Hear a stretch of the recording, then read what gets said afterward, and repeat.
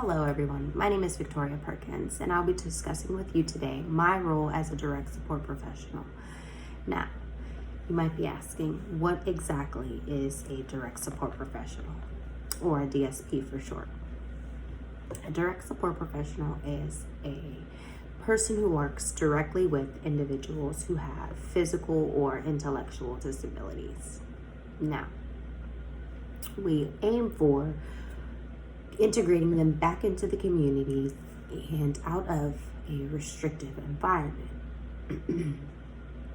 So for some of you, you showed examples about the things that you chose to talk about and to do your speeches on. And for me, in my line of work, I'm unable to show you what I do on a daily basis, but I am able to discuss with you how I go about doing those things step by step. So first, I wanted to explain that the reason why I am unable to discuss with you, or I should say show you exactly what I do on a day-to-day basis, is because of the client confidentiality known as HIPAA laws. I'm bound by contract, so I cannot violate that. Now, I can talk with you about what I do on a daily basis, and here it is. So not all of the clients require full physical assistance. Some of them, they require minimal assistance, as simple as something like a prompt or a reminder to take a medication or something of the sort, and they'll complete the task on their own. We always want to promote independence. Independence is giving them the understanding of them still being able to complete things on their own, but we're still here if they need anything. So when you do start with a client, it's always best to review the ISP plan before you go in jumping in things, because there might be something that clients can do that you might think that they can do, but in reality, they really aren't able to fully successfully complete that task that you want them to. So you might be asking, what is an individual support plan? So an individual support plan, it provides details about what's most important to an individual. And with the disability, the individual, we can all focus on that specific thing and complete it and work on it and make sure that we keep the consumer happy and that we're engaging in a quality of life. So my duties as a direct support professional, when I first arrive into work, I want to make sure that I wash my hands and I take my temperature to prevent the spread of germs, especially in the day and age and time that we are now, that everything is the way that it is with this virus.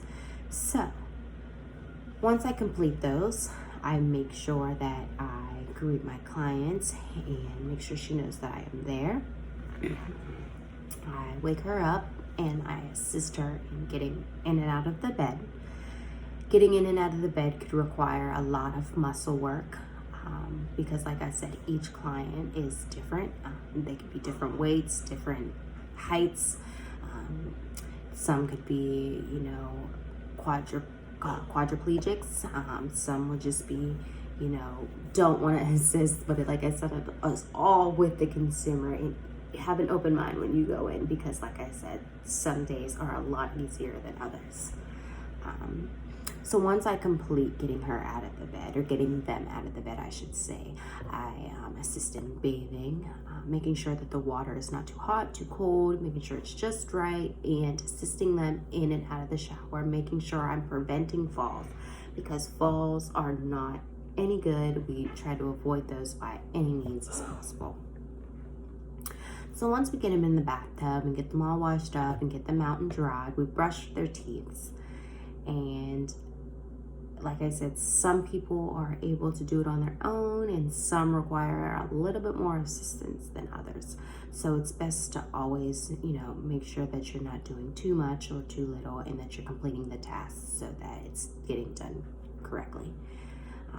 Once that's completed, you give out medication and breakfast, and making sure that when you do give a person food, whether it's breakfast or lunch, because shortly after breakfast comes lunch, that you are cutting up their foods or mashing up their foods if need be, or making sure that their food goes along with their diets, because it's always very important that you pay attention to the diets and the way that the person's food needs to be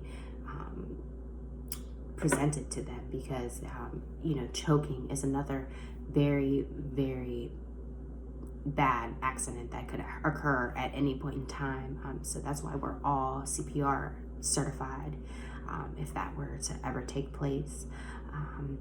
So to avoid those things, that we would make sure that we mash up food, cut food up very softly, make sure that we are giving them food that they're able to eat too as well. So like I said, once that's all done, you can pretty much relax. Lunchtime rolls around, same thing. You want to make sure that the food is cut up and you're not, giving them anything that they're not able to eat, because you want to reduce the risk of choking. Since people that are 65 and older do succumb to those types of incidences more frequently. So after that, we pretty much relax and let the food digest, stay and talk. We play games, we watch movies, we go for walks, or just sit on the porch and enjoy the sun. But everything requires some sort of assistance, because accidents happen at all times. So you want to make sure that you're doing things, you're making a plan, so that if X, Y, and Z were to take place, that you would be ready for whatever were to take place. So some people ask me why I chose to be a direct support professional. I chose to be a direct support professional because I love my line of work. I enjoy helping others. I want to be a nurse when I do graduate college.